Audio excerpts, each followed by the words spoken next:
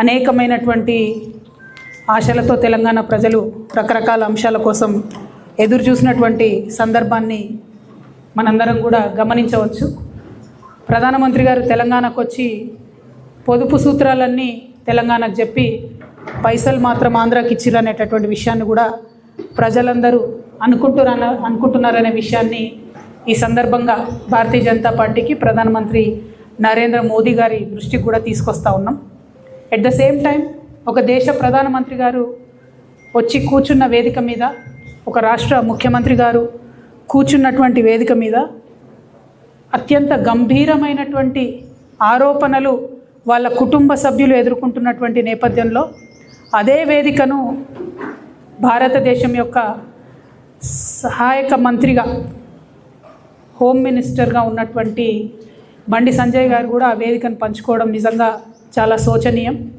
ఎందుకంటే వారి కుటుంబ సభ్యులు అత్యంత గంభీరమైనటువంటి ఆరోపణలు ఎదుర్కొంటున్నటువంటి తరుణంలో ఆ వేదికను వారంతట వారే పంచుకోకుండా ఉంటే బాగుండేది, మర్యాదగా ఉండేది. ఎందుకంటే వాళ్ళ సమాజంలో ఒక మెసేజ్ ఏమొచ్చిందంటే, ఇటువంటి రాజకీయ కుటుంబాలలో ఉన్నటువంటి వారి పిల్లలు ఏ తప్పు చేసినా సరే పోలీసులు మరి సరైనటువంటి చర్యలు తీసుకోలేని పరిస్థితి ఉంటుంది అనేటటువంటి ఒక మెసేజ్ వారు ఆ వేదికను పంచుకోవడం ద్వారా పోయింది. అందుకనే నేను రాష్ట్ర ప్రభుత్వాన్ని చేస్తున్నటువంటి డిమాండ్ ఏంటంటే, బండి సంజయ్ గారి కుమారుడు ఎదుర్కొంటున్నటువంటి ఆరోపణలో భారతీయ జనతా పార్టీకి ఒక అలవాటు ఉన్నది. ఇట్లాంటి నేరారోపణలు ఎదుర్కొంటున్న వాళ్ళని వాళ్ళు దేశం దాటిస్తారు మొదలు. సో బండి సంజయ్ గారి కుమారుడు ఈ దేశం వదిలి వెళ్ళిపోకుండా ఉండడానికి తక్షణమే మన తెలంగాణ పోలీస్ అధికారులు లుకౌట్ నోటీస్ లాంటిది ఇవ్వాలి. అన్ని ఎయిర్పోర్ట్స్లో కూడా వారిని మరి కట్టడి చేసే విధంగా ప్రయత్నం చేయాలి. మొట్టమొదలు ఆ పని చేసినట్టయితే తెలంగాణ సమాజంలో ఉన్నటువంటి మహిళలందరికీ కూడా ఒక విశ్వాసం వస్తుంది, పారదర్శకంగా మరి మంచి విచారణ జరుగుతుంది అనేటటువంటి విశ్వాసం ఒకటి వస్తుంది. ముందు తనని కట్టడి చేసిన తర్వాత మరి అమ్మాయి వాళ్ళ మీద వీళ్ళ మీద అమ్మాయి వాళ్ళు రకరకాల కేసులు పెట్టుకున్నారు. అది కోర్టు చట్టం ఎట్లా డిసైడ్ చేస్తే అట్లా జరుగుతుంది. కానీ ముందు తను బయటకు వెళ్లకుండా చూడాలి, పోలీస్ వాళ్ళు విశ్వాసాన్ని కల్పించాలి. రెండవది, కొన్ని పార్టీల వాళ్ళు ఒక ట్వీట్ వేసేసి మొత్తం సమస్యను ఏదో పరిష్కారం చేసినాము అనేటటువంటి ఆలోచనతోని అవాకులు చెవాకులు నా మీద వాగుతున్నటువంటి సందర్భాన్ని మనం చూసినాం.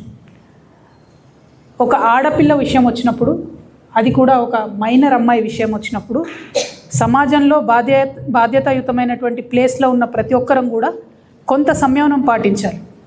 సోషల్ మీడియాలో ఏది పడితే అది వాగితే ఆడపిల్లలకి ఎక్కువ నష్టం జరుగుతుంది. మన సమాజం ఇప్పటికి కూడా రేపు పొద్దున బండి సంజయ్ గారి అబ్బాయి దోషి కాదు అని తేలినా, దోషి అని తేలినా సమాజం మగపిల్లల్ని క్షమిస్తుంది, కానీ ఆడపిల్లలకు మాత్రం కంప్లీట్గా లైఫ్ బర్బాద్ అయ్యే పరిస్థితి ఉంటుంది. ఇవాళ బీఆర్ఎస్ పార్టీ సోషల్ మీడియా చేస్తున్న అత్యుత్సాహంతో ఏం జరిగింది, బండి సంజయ్ వారి సైడ్ నుంచి వాళ్ళు ఆ ఆడపిల్ల మొత్తం వీడియోలు, ఫేసులు, ఫోటోలు మొత్తం బయట పెట్టారు. అంటే ఒక అమ్మాయి, ఆమె మైనరో కాదో అనేటటువంటి చర్చ ఉంది. ఆ అమ్మాయి జీవితాన్ని నాశనం చేయడానికి ఇవాళ డైరెక్ట్గా బీఆర్ఎస్ పార్టీయే కారణం. ఏం అవసరం ఉంది, అంత అత్యుత్సాహం ఏముంది? ఇష్యూ సాల్వ్ చేయనియండి. మాట్లాడుతున్నారు కదా, డెఫినెట్గా ఆడపిల్ల పక్షమే ఉంటాం. మన తెలంగాణ సమాజంలోనే అది ఉన్నది, ఆడపిల్ల పక్షమే ఉంటాం. కానీ ఇవాళ ఆడపిల్ల జీవితం నాశనం అవడానికి కారణం ఎవరు? ఎందుకు అమ్మాయి ఫోటోలు బయటికి రావాలి, అమ్మాయి వీడియోలు బయటికి రావాలి?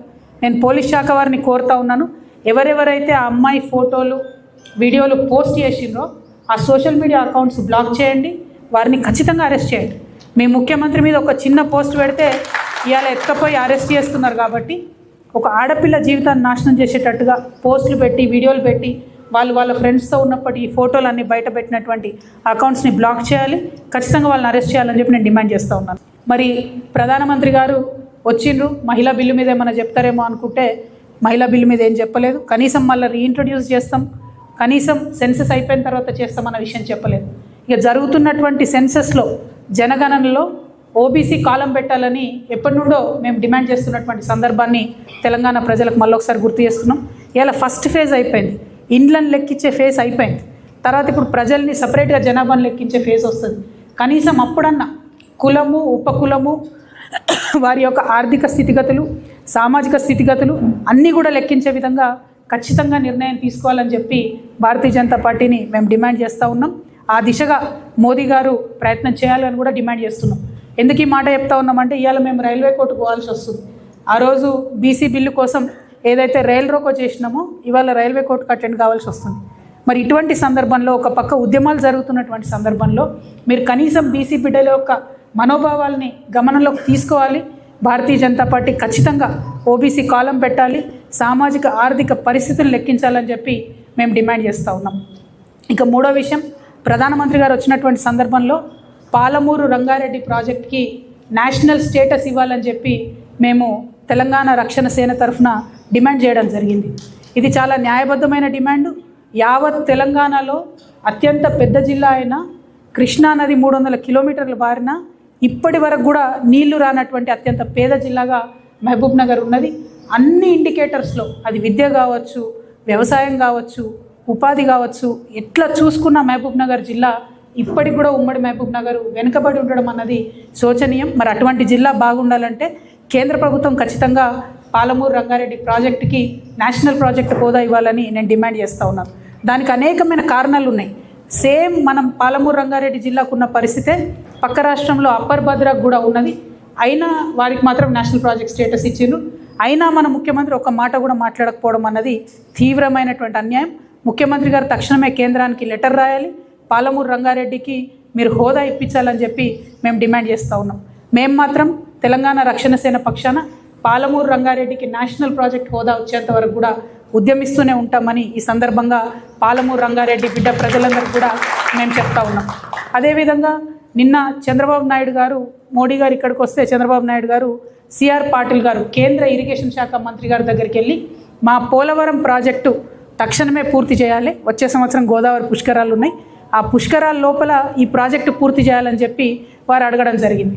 నేను మన ముఖ్యమంత్రి గారిని అడుగుతా ఉన్నాను, మీ గురువు గారిని చూసినా దయచేసి బుద్ధి తెచ్చుకోండి. వారు మీకన్నా 6 నెలల తర్వాత ముఖ్యమంత్రి అయిన చంద్రబాబు నాయుడు గారు, అయినా ఆయన స్వయంగా పోలవరం ప్రాజెక్ట్ని 5 సార్లు సందర్శన చేసినా అని చెప్పుకుంటున్నారు. నిన్న మీరు పాలమూరు పులిబిడ్డ అని చెప్పుకునేటటువంటి వారు ఒక్కసారి కూడా మీరు పాలమూరు ప్రాజెక్టుకు పోలేదు, పాలమూరు రంగారెడ్డి ప్రాజెక్ట్ని కనీసం రివ్యూ కూడా చేయలేదు మీరు. అంటే మీ చిత్తశుద్ధి ఏపాటితో తెలుస్తూ ఉంది. వాళ్ళేమో ఆంధ్ర పక్కన గోదావరి నుంచి కృష్ణానది దాకా నీళ్లు తీసుకుపోవడానికి గోదావరి బనకచెర్ల లింక్ ప్రాజెక్ట్ అని చెప్పి పోలవరం బనకచెర్ల లింక్ ప్రాజెక్ట్ అని వాళ్ళు ప్రతిపాదన చేస్తున్నారు.